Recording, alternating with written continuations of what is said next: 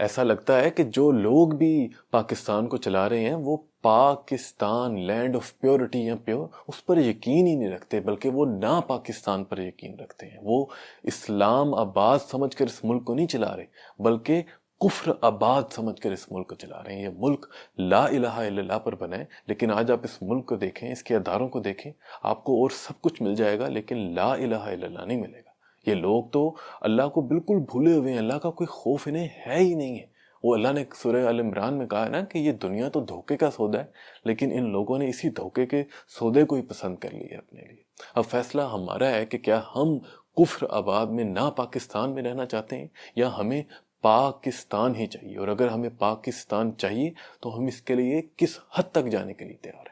بسم اللہ الرحمن الرحیم۔ سورہ آل عمران میں آیت نمبر 140 میں اللہ تعالیٰ فرماتے ہیں کہ دنوں کا الٹ پھیر تو ہم لوگوں میں اس لیے کرتے ہیں کہ ان کا امتحان کریں، اور اس لیے کرتے ہیں کہ اللہ ایمان والوں کو جان لے اور تم میں سے ان لوگوں کو چھانٹ لے جو حق کی گواہی دینے والے ہیں۔ یعنی کہ حالات جتنے مرضی مشکل ہو جائیں، وہ لوگ حق سے نہیں پھرتے، اپنی جان دے دیتے ہیں لیکن حق سے نہیں پھرتے۔ پھر اس سے ہی اگلی آیت میں آیت نمبر 141 میں اللہ تعالیٰ فرماتے ہیں کہ اور اس لیے کرتے ہیں کہ ایمان والوں کو اللہ الگ کر لے اور منکروں کو مٹا دے۔ آیت نمبر 139 میں اسی صورت کے اللہ تعالیٰ فرماتے ہیں کہ اگر تم مومن ہو تو غلبہ بالآخر تمہیں ہی آنا ہے، اس لیے بے دل نہ ہونا اور نہ کسی قسم کا غم کرنا۔ تو میں سمجھتا ہوں کہ سورہ ال عمران کی یہ جو آیات ہیں، یہ آج کل کے جو پاکستان کے حالات ہیں، ہم پاکستانیوں کے لیے بہت زیادہ ریلیونٹ ہے۔ ویسے تو یہ آیات جو ہیں یہ غزوہ احد کے بارے میں بات کر رہی ہیں کہ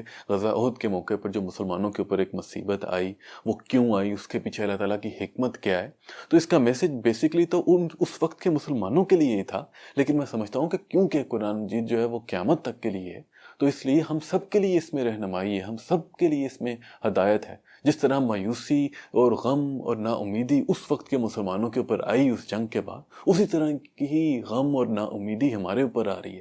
اور اس کی وجہ بھی سمجھ آتی ہے کیونکہ پاکستان میں آج تو آپ کو ہر جگہ پر ظلم ہی ظلم نظر آتا ہے۔ پہلے آپ نے بنگالیوں پر جو ہے نا وہ ظلم کے پہاڑ توڑے، ملک کے دو ٹکڑے ہوئے، پھر آپ سالوں سے بلوچ لوگوں کے اوپر ظلم کر رہے ہیں، انہیں غائب کر دیتے ہیں، قبائلی لوگوں کو غائب کر دیتے ہیں، ان پر ظلم کرتے ہیں، اور اب تو آپ نے جو رہا سہا پاکستان تھا اس پر بھی ظلم کرنا شروع کر دیا۔ پنجاب، سندھ، کے پی کے کوئی جگہ محفوظ نہیں ہے۔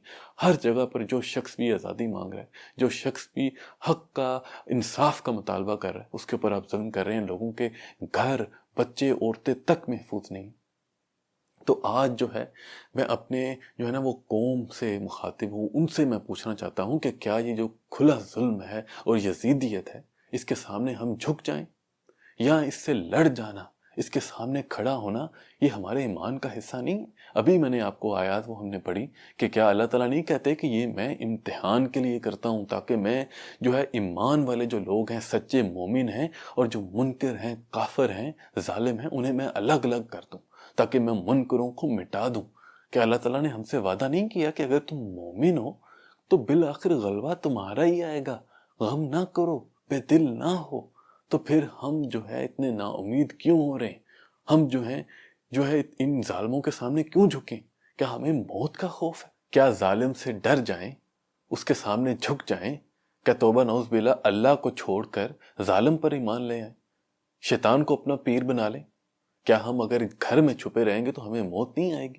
سورہ ال عمران کی ہی آیت 168 ہے جس میں اللہ تعالیٰ فرماتے ہیں کہ اور وہ جو بیٹھے رہے اور اپنے ان بھائیوں کے بارے میں یہ کہہ دیا کہ اگر ہماری بات مان لیتے تو اس طرح قتل نہ ہوتا۔ یعنی کہ جو لوگ غزوہ احد میں گئے اور اللہ کی راہ میں شہید ہو گئے، تو وہ کچھ لوگ تھے، مسلمانوں کی جماعت سے ہی کچھ لوگ تھے جو کہہ رہے تھے کہ اگر ہماری بات مان لیتے، گھروں میں ہی چھپے رہتے تو پھر اپنی جان بچا لیتے۔ پھر اللہ انہیں آگے جواب دیتے ہیں کہ ان سے کہہ دو کہ اچھا اب اپنے اوپر سے موت کو ٹال کر دکھاؤ اگر تم سچے ہو۔ اس بات کو سمجھیں کہ جو کچھ بھی ہونا ہے وہ ہونا البتہ اللہ ہی کی طرف سے ہے، شیطان کے پاس کوئی طاقت نہیں۔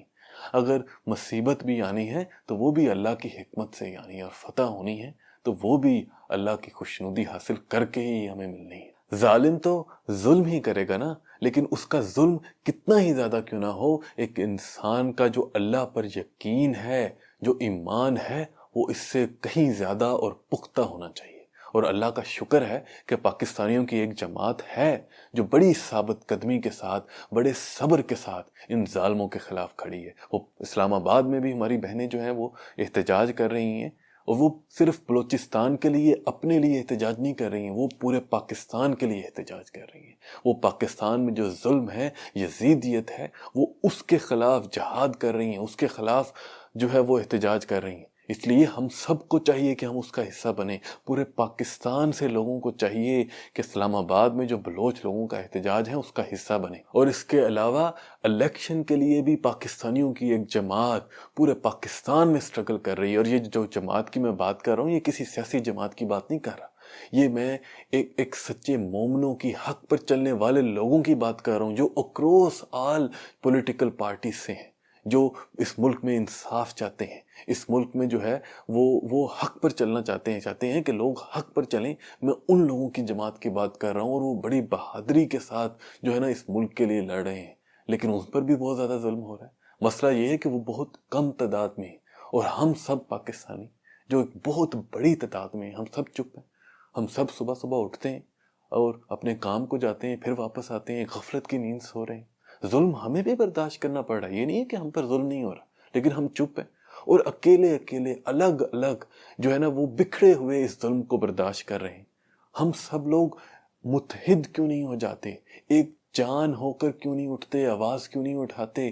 کچھ دنوں کے لیے اگر ہم مل کر احتجاج کریں، پورے پاکستان کو بند کر دیں، تو پاکستان کی تقدیر بدل جائے گی۔ صرف ہماری نہیں، ہماری آنے والی نسلوں کی تقدیر بدل جائے گی۔ بس مسئلہ یہ ہے کہ ہم متحد نہیں ہو رہے، ہم بکھرے ہوئے ہیں۔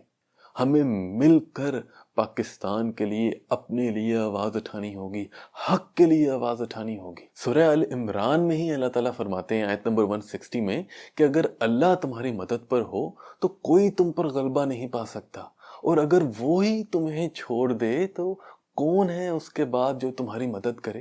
اور اس کے فردر آگے اللہ تعالیٰ فرماتے ہیں کہ ایمان والوں کو تو چاہیے کہ وہ اللہ پر ہی بھروسہ کریں۔